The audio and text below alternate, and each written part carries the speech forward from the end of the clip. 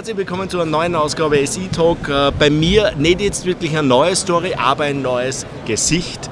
Quentin Yarie, er ist der CEO, your CEO and? I'm CEO. Only CEO. Only CEO. Only CEO von Red Pine. Und das letzte Interview habe ich mit der Mia gemacht, das ist über 2 Jahre aus. Und ja, schauen wir, was Neuen gibt. Und unser Meeting ist nicht finished, das hat jetzt gerade erst angefangen. Yeah, thank you for your time, Quentin. You. I said in my German introduction that our meeting has not stopped, it's already started. And I said also that with Mia we do an interview 2 years ago. 2 years ago. Yeah. And now is the question, what's happened in the last 2 years? Red Pine, quite a few things have happened in the last 2 years. You know, from a broad overview, 2 years ago we were looking at changing the resource that was on the property. Okay, what's mean changing the resource?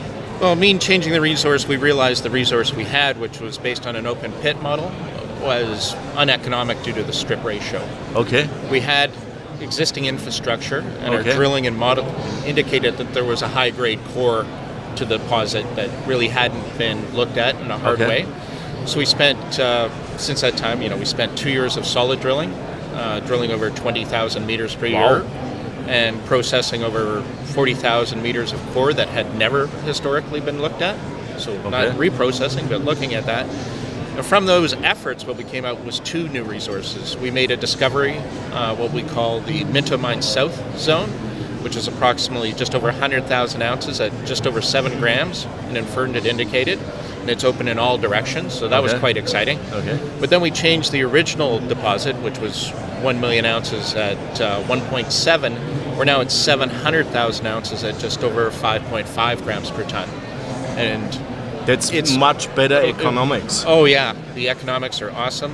Some of the really interesting things about it is it's very conducive to bulk underground mining techniques. We've looked at stope optimization, and what we can do is look at true 10 width mining with thicknesses. So 10 meters thick. Yeah. So very conducive to bulk underground mining. Yeah. And there's an existing underground infrastructure. All the ramps and runs are already in place. Wow. Yes. So that's a big advantage. It's a huge advantage. Yes. Okay. So you changed the main idea from open pit to underground. Yep. And from lower grade, I would say not low grade, than 1.5 grams on surface is not low grade. No. But then to much higher grade with so the economics you can understand are much better with that scenario, and especially because you're treating it as a bulk underground scenario. Yeah. So really it's the same as an open pit scenario in many applications. Is this sulfide? It is. It's a shear system. Okay. Most of the gold is free gold, meaning although associated with sulfides, it is not bound up in the sulfide. So recoveries historically from these sites in the 60s, last sort of production numbers that we really see were actually over 90%. Okay. So our met work to date indicates that all the recoveries will also be over 90% on this thing. It's working then with more gravity or? There's a gravity component for sure. That's the first run on it. And then there might be some finishing of that product with a leach. Yeah. Okay. Sounds interesting. So what's now the plans? Well, just recently in December we were able to raise some money. We went out and how much money you raised? We raised? raised $3.7 million. At which price? It was low, admittedly, 3.5 cents. Okay. So this means there's a lot of dilution? There was a lot of dilution with that. Was there also a warrant connected? On some of the stuff there was a warrant. Some there wasn't. There was a warrant on the hard dollars. Yes. Okay. One of the reasons that we did that, however, was that Alamos came in and invested in us. Okay, as a strategic investor. So they took 19.9%. And they're really our neighbor. They're 40 kilometers away. They've just invested over $1 billion Canadian in the camp to purchase Island Mine and put it into production, and they're high grade. So they visited our property many times. And I think we get some third party validation of that. by their investment, their strategic investment in Red Pine at this time. How much money they coming up with? All the money, or you have also? They came up with approximately $2 million of the raise. The rest of the raise was done through equity funds. Okay. There was very little retail involved in this financing. So again, we consider all the people that came in this last investment strategic and long term. Okay. Well, very interesting. So now the plans for 2020 and beyond. Well, we think there's one more catalyst. We had a few catalysts. One was redefining the resource, which is now open. We need to prove that it extends to depth. That's our number one goal. So if we can just show that the current resource, which is bottomed out about 350 meters maximum, that it extends to 700. We don't need to redo the resource. We can simply drill some holes as it goes there. That's number one. The other thing is to clean up the ownership structure of the company. The property, Red Pine currently owns 65% of the asset. Okay. The other 35% of the asset is held by a private equity fund that wants out. They're no longer contributing. Okay. So, how the deals can look like? We're going to offer some equity, probably an NSR and cash, to have them exit. So that negotiation going right now, and I think that'll be a significant catalyst for the company. Because investors, if you follow the forums, they've always been critical about the... When you have only 65% is... Yeah, it's hard. You lose 1/3, Yeah, and I think, though, Alamos' investment just speaks to they see an end to that as well. They have confidence that that's going to get sorted out in the next short order. Okay. So that's mean for this year is more that we see some working on this end. Yep. Then you do more drilling and to confirm it's going down to depth. We will probably drill at least 15,000 meters again this year. How is this enough money? Do you have enough money? Our all-in drilling costs are very low.